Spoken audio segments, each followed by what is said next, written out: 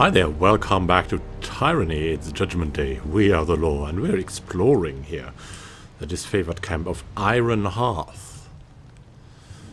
We'll probably speak to Graven Ash in this episode. And we have resolved one conflict, and there's probably another one.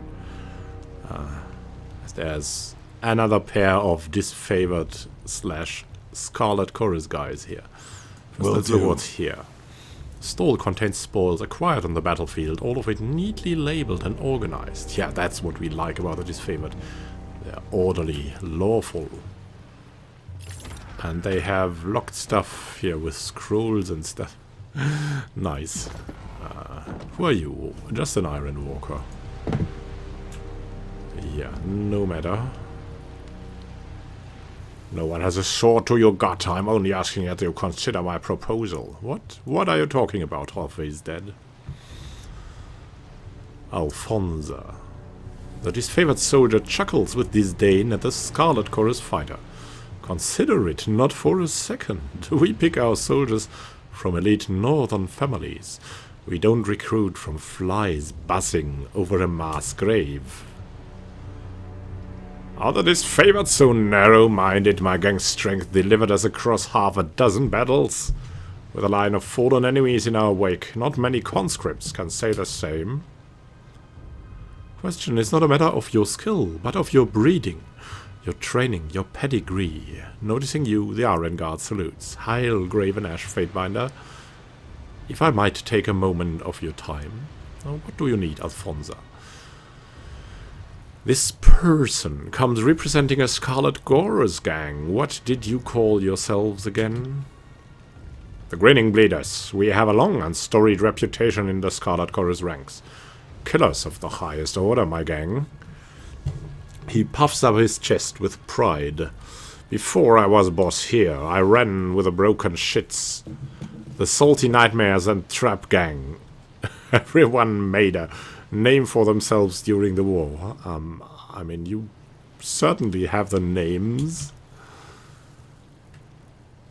Versus, you made up at least 2 of those gangs, and don't even bother denying it. Just be careful what names you toss around when there's a former boss standing within earshot, you little peasant. One of halfway dead eyebrows snaps up at attention. Verse, so kind of you to chime in with your corrections.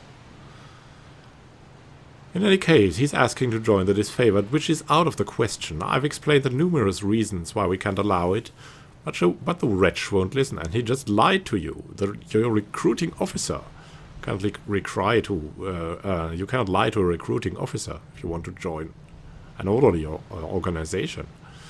So is that accurate? It is. We're not looking for special treatment, just a new beginning. Seeing as we are healthy, fit, and combat ready, the Ironclads should have no reason to refuse us, he sniffs, especially since they are low on numbers. That may be true, but it's no excuse to pollute our respectable ranks with your company. We're more than capable. Put any weapon in our hands, or send us on any suicide mission. It'll be mercy compared to what we faced under the voices of Marat. That much is true, at least. There's something to be said for a general who isn't going to gut you in your sleep because it suits his flair for the artistic. Those are the first fair words I've heard you speak about General Ash, Barrick says. Perhaps you're coming around. Then you can count on them being the last, you overfull midden pile. We joined up. The disfavored wouldn't have to compromise their staunch northern morals. We would take the bloody work off their hands. Alright, do you want me to decide the matter? You must know Kyros' laws back to front, and I trust you know our traditions as well. If it peels this lamprey off my backside, I'll allow it. Speaking for my gang, we'll accept your judgment. We're eager to crack some Tearsman skulls with Kyros' army again, no matter what color they wear. Alright, let me take your testimony first. Of course, I have got nothing to hide. So, why can't the recruits join the disfavored? Most of us would rather swallow our tongues than take orders from some rigid officer who talked his way into leadership. But to each their own. Where do I start? Not only does Gravenash handpick his disfavored from the decorated northern stock, he takes a personal interest in our training and education. We are his sons and daughters. To accept anything less in our ranks would hold the very process in contempt. The only capacity they could serve would be manual labor, hauling wagons or digging latrines. But that's the work of slaves and not what they've come requesting.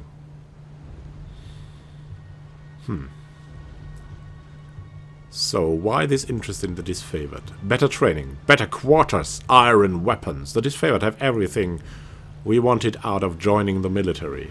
So, they're just in for the power, right? We want to serve Kyros to the best of our abilities. Is that asking too much? Old Ironclad here seems to think so. Their respect for command leaves something to be desired, says Barik. And why did you leave the Scarlet Chorus? Our old gang boss fell at the last battle of Vendrian's Well. We saw how the disfavored operated, and realized it was a chance for a better life, a longer one, too. Okay, so you've got all the selfish reasons on your side.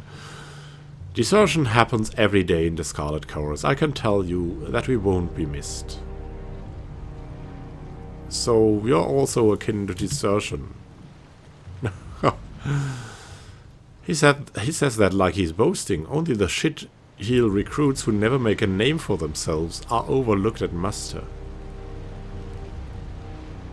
Alright, we won't take the money because we're the judge. I mean, I'm ready to make my ruling. I think I've heard enough from these guys. Oh, I mean, at least they came here wanting to do something. I mean, execution would be a fair thing. But they came here of their free will. They want to join the disfavored, but really with the intentions, with the mindset they have. There's only one ruling possible. I consign you to hard labor. Hauling wagons and digging latrines. Because that's what your mindset allows. Have fun, halfway's dead. But that's a waste of our talent! We could shed so much blood for the disfavored. I agree, it's a waste, but these fools should have known better than to turn coat. It always bites you in the ass, eventually. Horde maggot, you occupy space and eat our food. Don't presume to complain about your treatment. Fatebinder, I thank you. We could all learn from your practical, calculating approach. Indeed, this will help Kyros a lot. With some cleaners here. God. Oh. Welcome to Iron Hearth. Indeed, and what's that? Some water. Love that. And there's Akalos. Is that a trader? Greetings, greetings, Fatebinder. Akalos, 32nd Legion. Soldier salutes. Glad to see Tunon's agent grace Iron Hearth. Ash's troop has no lack of order, but a servant of the court is always welcome. Between our missing commanders and the Scarlet Chorus Lieutenant pinned down, I'm afraid we have our hands full. I suppose I can spare a moment for conversation. You need something from me? First tell me about the Scarlet Chorus Lieutenant. That sounds interesting. Seems our troops have this little maggot of a Scarlet Chorus Lieutenant cornered over at Kado Village. From what I'm hearing, it's the same guy who's been ransacking our caravans the past few weeks. If I wasn't already handling something for Ash, I'd go and skin the filth myself. You being here simplifies matters. Make sure this lieutenant doesn't leave the village with his life. Alright, we'll help you, because, yeah, that's what we do. We help Kyros' matters. Alright, we'll handle it. Good of you to pitch in. No one will mourn the loss of one more chorus rat. Mark their location on your map. I've got questions before I go. Naturally, you have my undivided attention. What were you doing? Where were you during the conquest?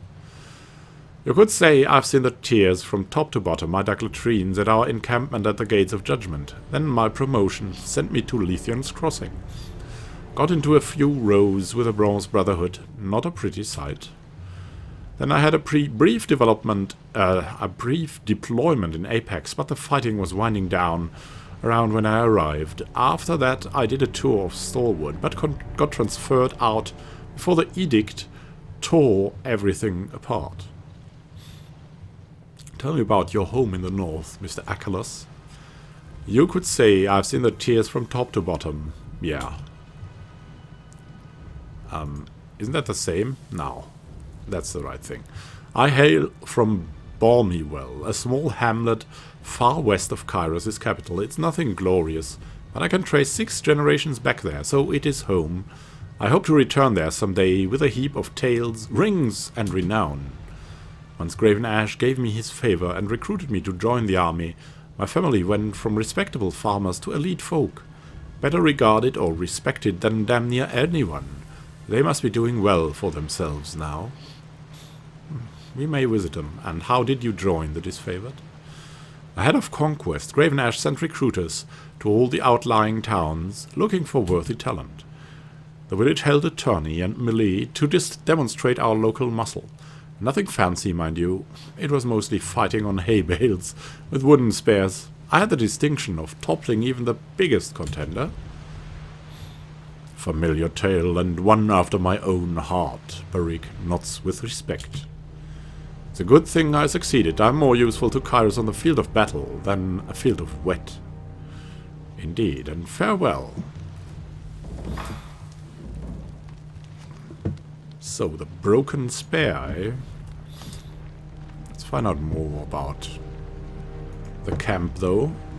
There we can rest. That's good to know.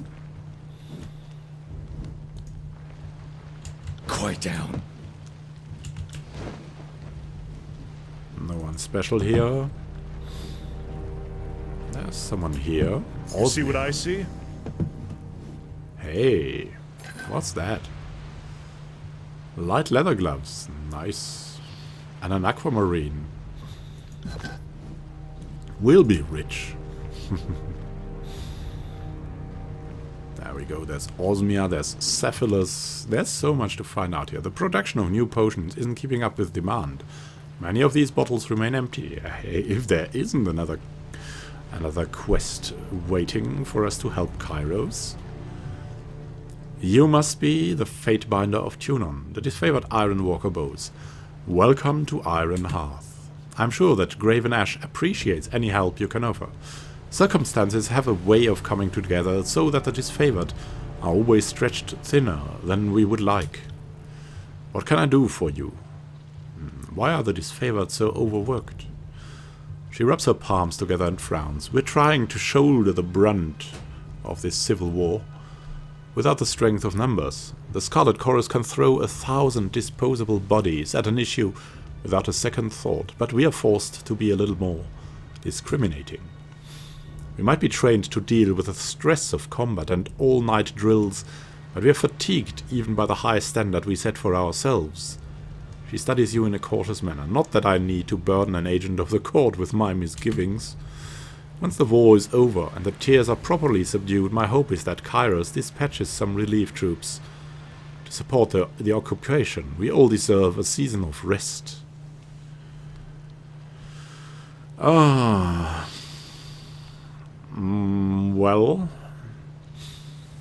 they have been the main force, and yeah, the Scarlet Chorus has been a distraction, and so I think it's kind of fair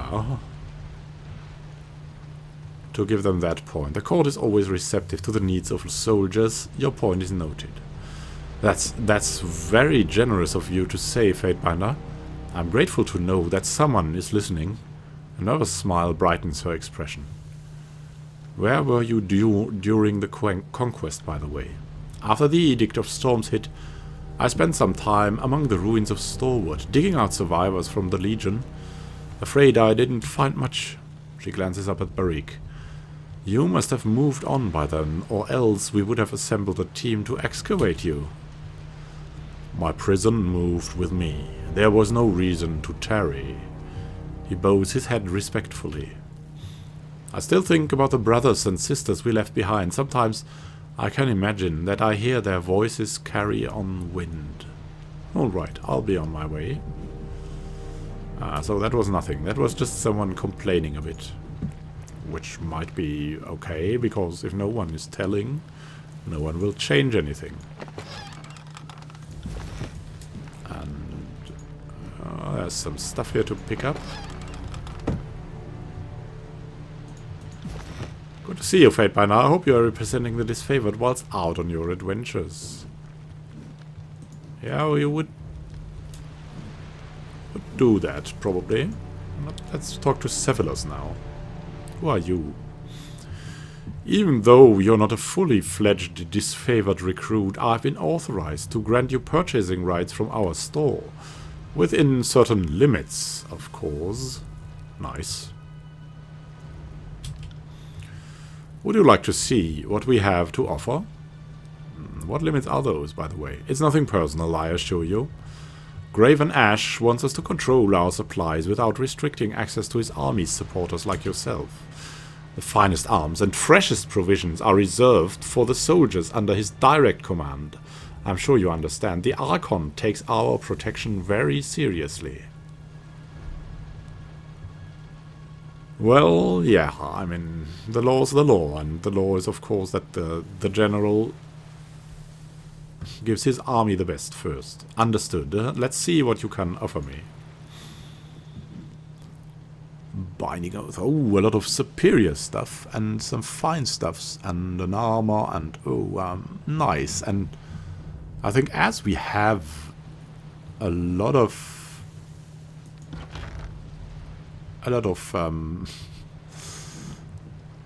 reputation with them, a lot of favor in that case,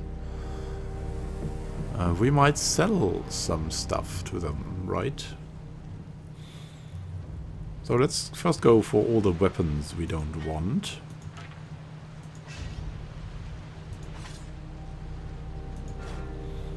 Like all the old stuff we don't need anymore. First, all the common stuff. We don't want to think about that even. Broken helmets too. Raw meat. Nobleman's braces. Hey, there's a bronze guitar.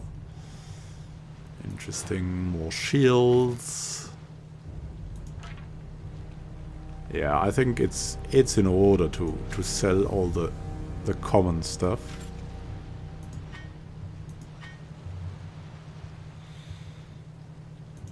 And then let's see what's left, right?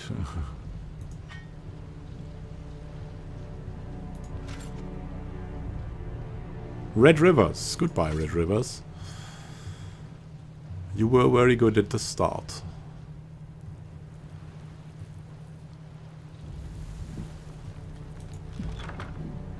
$56 bronze rings, 93 copper rings.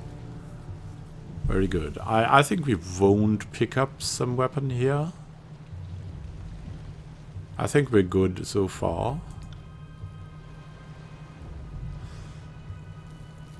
Let's see, I mean the Iron Guard armor. Probably very, very nice.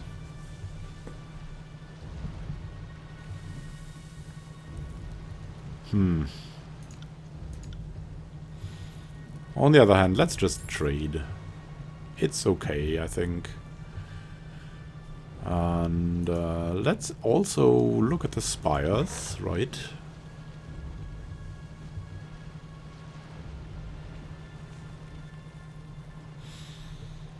We can hire more. We can also build, though.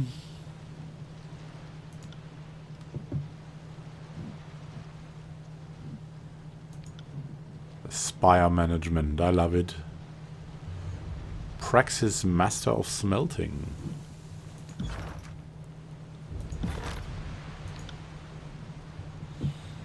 mysterious device.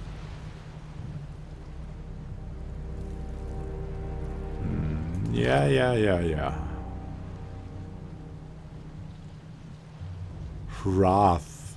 Scarlet skin. What? Uh-huh.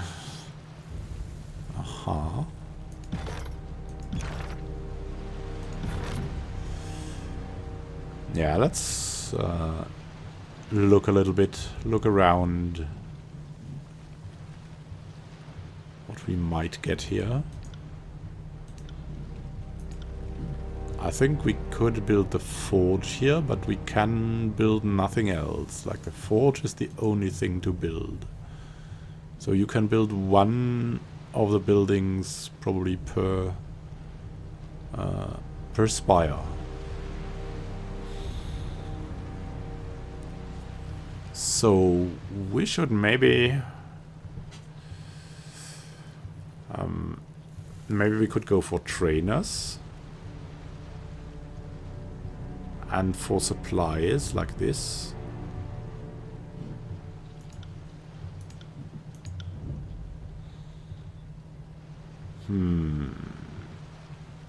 Yeah, I think I'd like to have trainers. Some trainers. One-handed weapons, parry and athletics. Isolon. That guy will be good.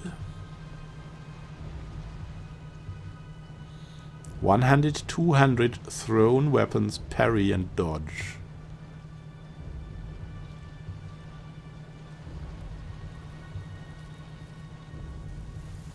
That guy is so costly for his athletics.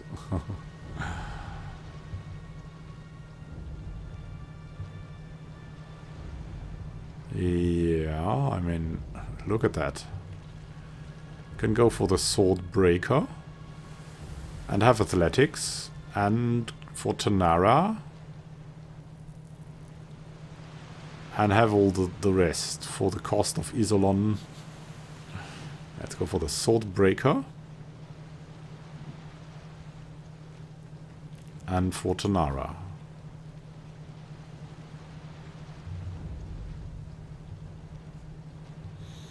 For now. For now, that's okay.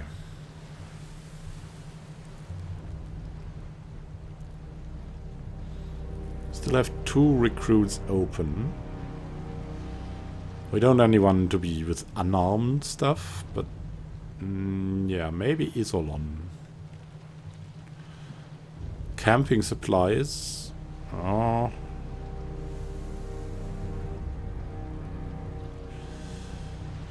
Unique items for sale. That sounds good.